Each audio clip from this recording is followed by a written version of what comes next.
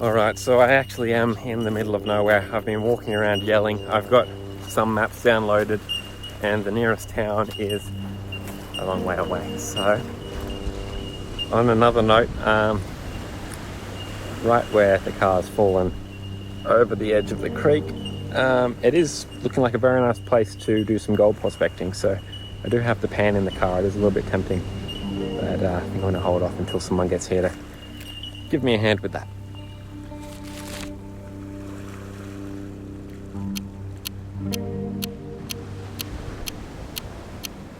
Alright, now I am right now sitting at the edge of a state forest.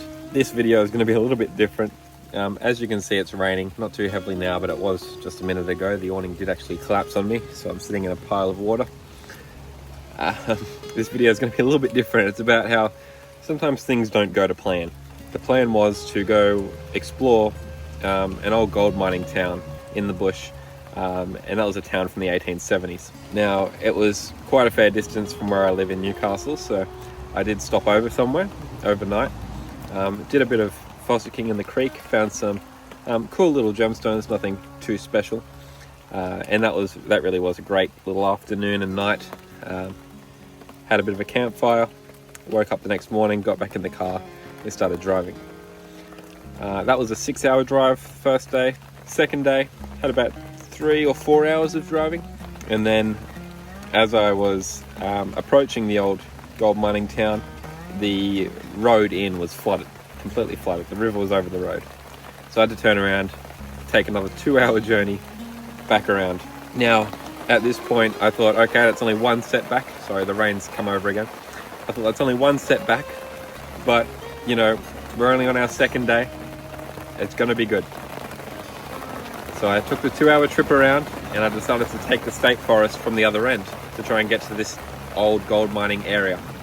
Of course, there were some challenges. A couple of roads were closed, like bush roads, gravel roads. So I was taking some of the less used trails.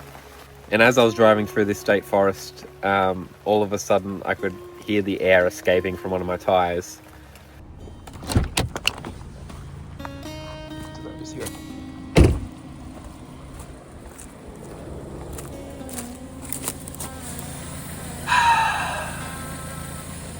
Sounds about right.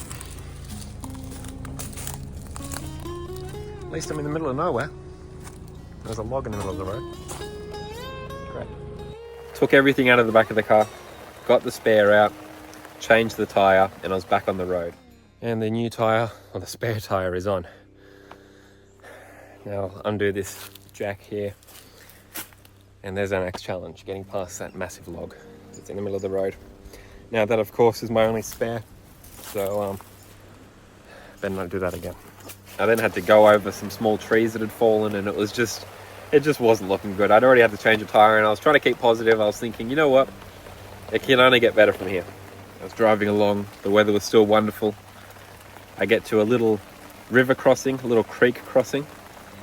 It had been raining that morning, and as I started going across, I could feel the tyres slipping.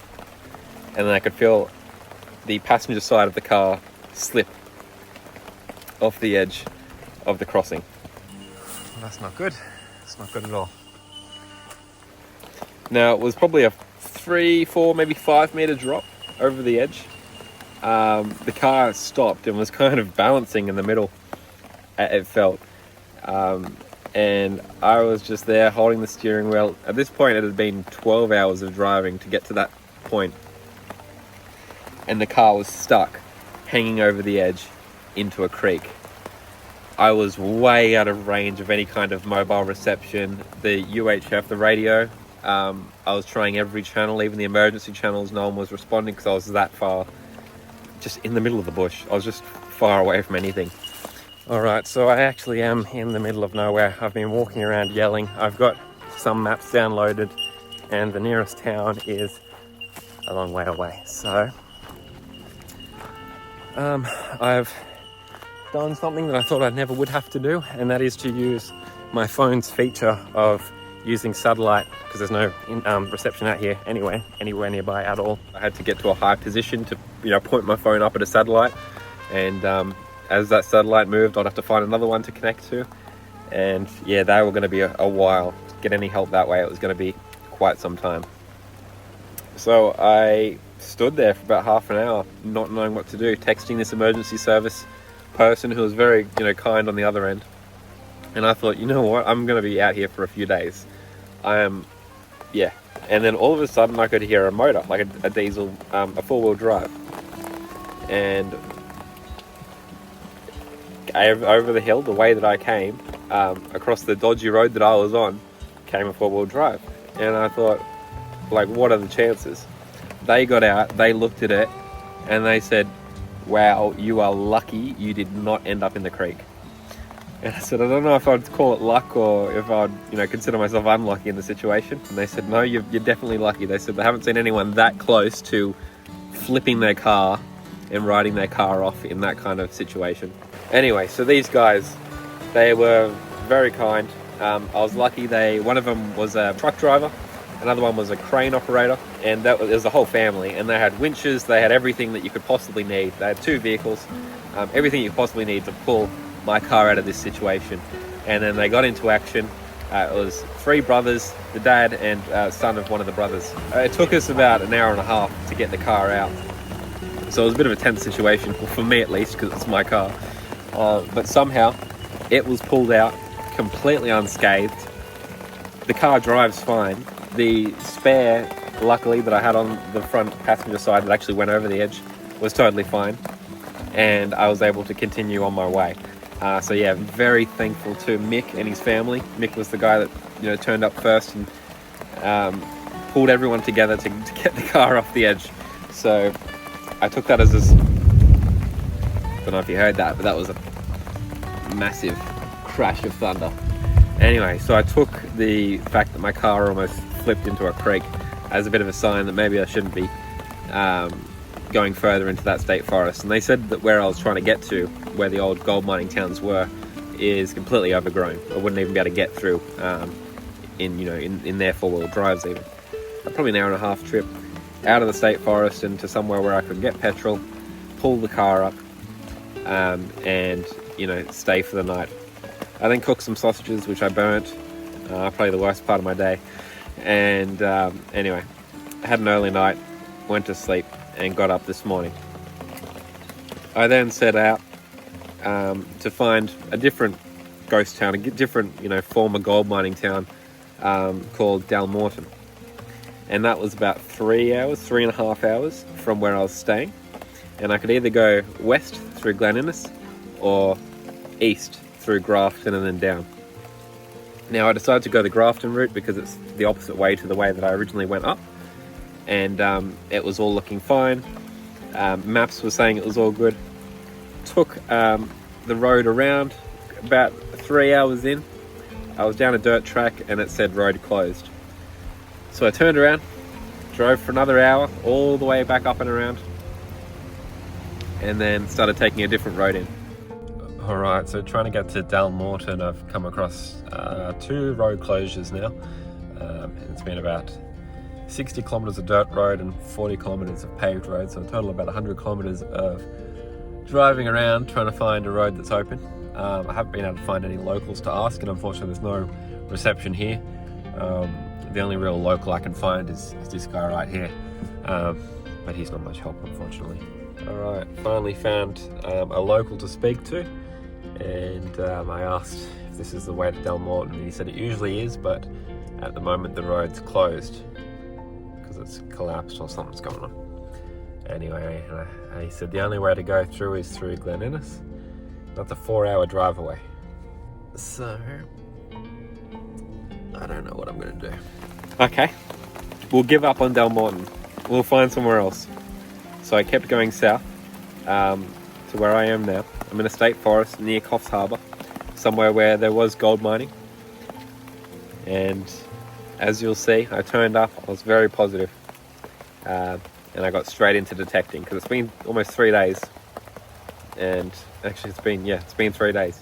Alright, so I've got some good news. And that news is that the weather's good.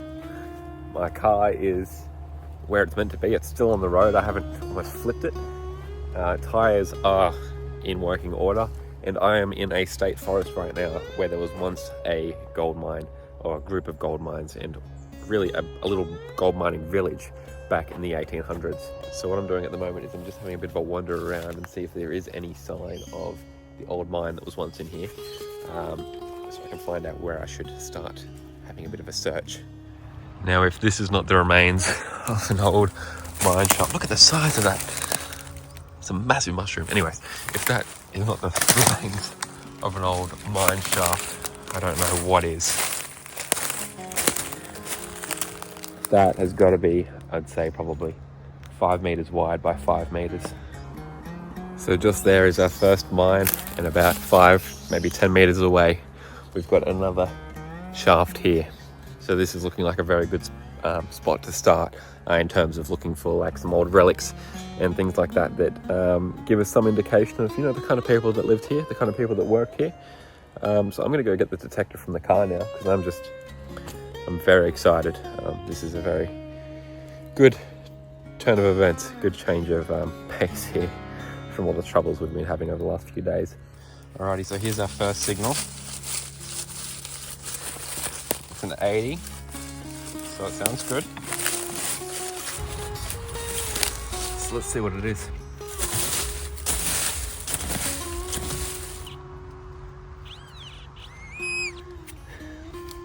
A nail. Alrighty, so my next signal here, as you can see that, is hiding under this tree. So it seems it's right under this tree root here. This one here, so I'm just going to be careful that I don't damage that.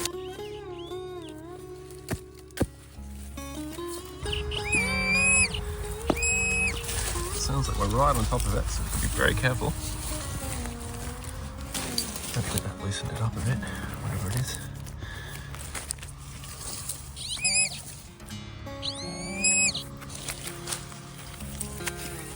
Alright, so that's it there. I have not got a clue what that is. Right, so it looks to be just a bit of rubbish, possibly a bit of lead, but it shows there's still things here, so we'll keep looking around and hopefully we'll find something interesting. Alright, we're now on to our 3rd or 4th target, and we finally found something that's kind of an indicator as to those people that were here more than a century ago. Now, can you see that there at the bottom of the hole? Now, warning, it's nothing too flash, too special, but it is something probably from the period that we're looking at. And what this is the internals of an old pocket watch. How cool is that? Now, this was coming up as quite a big, loud target, as you can imagine. It's quite thick and quite wide in diameter. So it was coming up nice and clear on the detector. I thought this must be modern rubbish, something on the surface. I kept digging down, and at about 20 centimeters, it was laying there. And you might be able to see just behind me there the actual mound of that mine shaft. So we're not too far away from it, and we've already got one little relic to start piecing together the story of this mine. So I'm going to fill in this hole, double check it, of course, with the detector, see if anything else is in there. I'm going to keep on going and see if we can find anything else. All right, now almost immediately next to that pocket watch, we've got another strong signal. It's coming through nice and strong through the headphones. All right, so first we'll check with the pinpointer. Oh, it is showing up actually.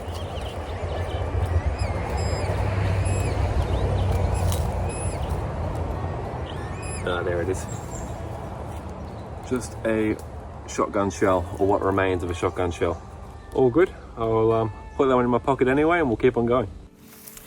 All right, so I just pulled about 4 leeches off my legs. One of them was pretty fat, so it's probably been on there a while. I'm going to give it another half an hour in this area, looking for some more relics. And then after that, we're going to head to an old alluvial working from around the same time. Do a bit of relic hunting there, but also set up the sluice and possibly do some panning as well, depending on what the growth is like.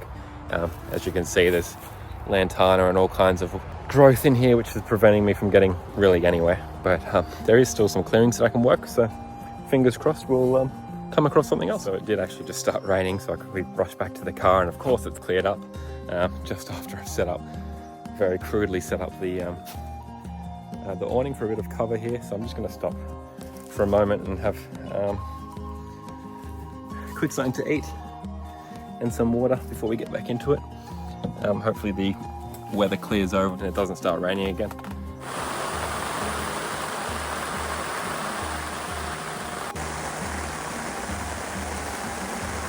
And now the rain's set in. I've checked the weather, it's not going away. I'm already drenched, so I'm going to go out with the detector in the spot behind me here. I'm going to head in there, see what else we can find, and then I'm just going to head home.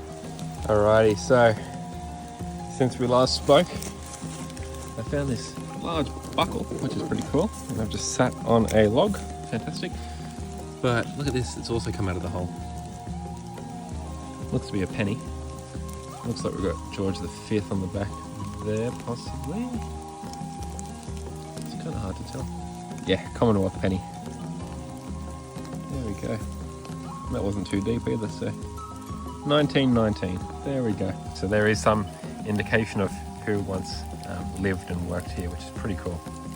Alright, I'm going to throw those in my pocket, and I'm going to try and steer clear of this rain, which isn't really working for me. And only probably 3 meters away from that penny and buckle, we've got this here, which has just come out. Now, that's either a piece of tack, like off leather, like a stud, or it could be potentially a turning wheel for like a kerosene lamp. And it's also got a star on it there. I don't know if you can see that. Alright, so here's the wrap up for this this video. So we've got these 2 little aluminium molds or something. Not sure what they're supposed to be. Did pick up this little bottle opener at the end. It says Brewing or Breweries Limited. That little piece there, not sure what that was, but possibly off a lamp or something. Of course, our 1919 penny. Our partial pocket watch, which is caked with mud, but with a bit of a gentle clean, there might still be some of the old cogs and whatnot in there. And of course, our buckle. So that is the wrap up for our very wet, very miserable little trip up north, trying to find some old gold mining ghost towns. Probably got mud all over my face now, and I'm gonna have to clean up and pack up this awning and then start the drive home. Alright guys, thank you very much for watching, even though it was a very unsuccessful trip. Did find some pretty cool things, did learn a lot of history, but there was a lot of disaster and a lot of failures involved, but you know, that's the way it is sometimes. Anyways, I appreciate you watching all the way through, and I'll see you in the next one.